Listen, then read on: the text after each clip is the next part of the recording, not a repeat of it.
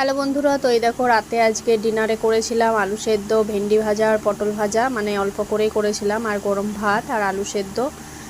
আর এই দেখো ঘি নিয়ে নিচ্ছি, তো তোমাদের দাদাভাইকে ওটা দিয়ে দিলাম আর মেয়ের জন্য বেড়ে নিচ্ছি।